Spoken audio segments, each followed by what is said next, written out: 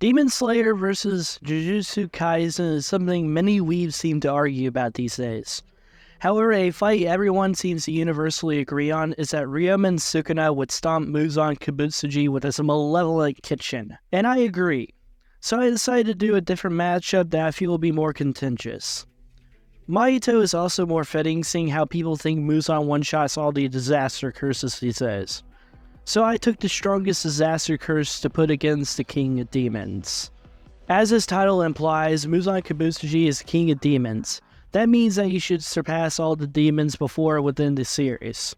To even defeat him in the first place, every demon slayer at the time had to jump him and wait for the sun, and he was drugged as well, so that should make him a lot weaker than what he would be normally. Now, this does mean we haven't actually seen a prime Muzan fight outside of his battle with Yoruichi. However, we can still get a solid scale on his power. Many of the upper moons throughout the series have also performed C-block to multi-C block level feats throughout the series of Demon Slayer, such as when Gyotaro in the Red Light District performed this feat, and Doma when he was making his Rime Water Lily Bodhisattva. And seeing how Tanjiro was able to hurt Muzan, he should honestly scale above these upper moons, as Muzan was still narratively the strongest demon. And Muzan was also confident that he would destroy Tanjiro easily if he hadn't been weakened at all, and he was still winning the fight. He even performed his own C-block level feat casually while weakened, so that should solidify this claim. For Muzan's speed, I feel is underrated, as people tend to think that Tanjiro as well as Muzan tend to cap at speed and sound at the end of the series, but that doesn't really make sense seeing how Tanjiro is able to dodge literal sound at the beginning of the series while injured. Mitsuri in her marked form was already able to react to lightning-based attacks. If these are actually lightning-based attacks, then she potentially is massively hypersonic. And she got blitzed by Muzan. The same Muzan who blitzed every other Demon Slayer out there after this, and then Tanjiro came up and started keeping up with him. Now, Muzan was actually slower than he normally would be because of the drugs, and they actually aged him 9,000 years, making him slower. He said normally that Tanjiro would actually be slow, and lackluster compared to his prime form. So these feats should actually be fodder to the Demon King. Muzan also has some very deadly abilities, one being his insane healing factor, and two being his literal blood. Normally Demon Slayers kill demons by beheading them with the Shiran blades that absorb sunlight, making it to where their brains disintegrate along with their heads. However, the Hashira altogether at the time, who scaled to lightning speed using the meta I mentioned earlier, couldn't cut his head off in time, and he healed too fast for him to do it. Not that it would really matter, because he has multiple brains within his body, so cutting his head off wouldn't work. And probably would be really hard for him to destroy the brains, considering that if you destroy just one, he could probably just regenerate it. So you would have to destroy multiple of them, if not all of them. As for his blood, it works to either turn humans into demons, or it can be used as a deadly poison. And with his tendrils, he can insert deadly amounts of it just by cutting you with them. He almost killed Tanjiro and what was left of the Hashira, and they were only saved because there was a cure made for them before the fight even happened. This is something that many Demon Slayer fans believe is impossible for Mahito to follow up on. So let's discuss whether or not that's true. Mahito at the beginning of Jujutsu Kaisen was more of a hack space fighter rather than a raw power fighter. However, after he grasped the true essence of his soul and went into his final form, Instant Spirit Body of Disordered Killing, which is a mouthful by the way, he was able to tank several Itadori's punches with no damage at the time. And that's not even possible for Hanami, who was actually the most durable of the disaster curses before this. And he was also more durable than Jogo. Mahito's true potential was hyped up to be beyond Jogo, with his maximum meteor who was able to threaten even 15-finger Sukuna. And Sukuna admitted that he wouldn't be able to tank it completely. The meteor was calculated at talent level, by the way, and to top it all off, Mahito has experience with Black Flash, and that would amplify his power by 2.5 times. Now for Mahito's speed, there are quite a few contentions with it, as we don't really have much to go off for Mahito himself, but there are fodder Shikigami that he should scale above even without grasping the essence of his soul, and that should be massively hypersonic because they were using lightning-based attacks. And there's also a later meta within Jujutsu Kaisen where a weakened Sukuna dodged a relativistic to light speed attack, and then he powered up, and some characters were able to keep up with that version of Sukuna. Although he was playing, there is an argument to be made that you can say Mahito scales to some of those characters, potentially making him to relativistic to the speed of light to a faster and light Sukuna.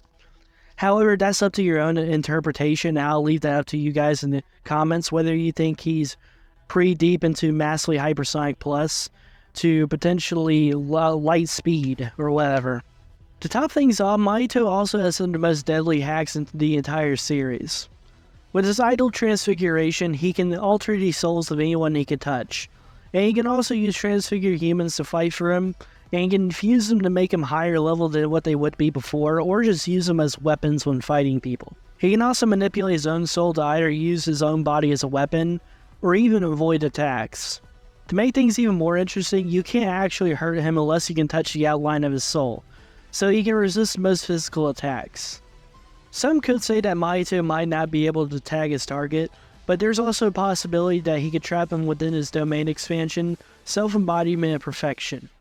Domain expansion is the pinnacle of Jujutsu sorcery, and it can only be brought into reality by someone using their cursed energy to manifest their innate domain. It gives him a home field advantage due to a stat boost, and also makes it to where their cursed technique cannot miss. So basically being in his domain makes it to where you're essentially in the palm of Mahito's hand to begin with.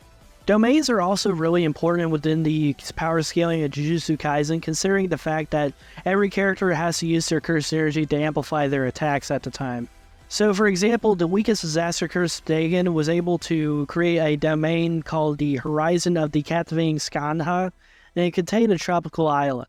I've seen this feat get anywhere from island level to potentially even country level. Now, for the fight itself, you can actually make a decent argument that these two characters should be relative in speed, unless you use the higher metas for light speed. And like I said, I'm going to leave that up to you guys. However, I will say comfortably that I think Mahito straight up is stronger than him.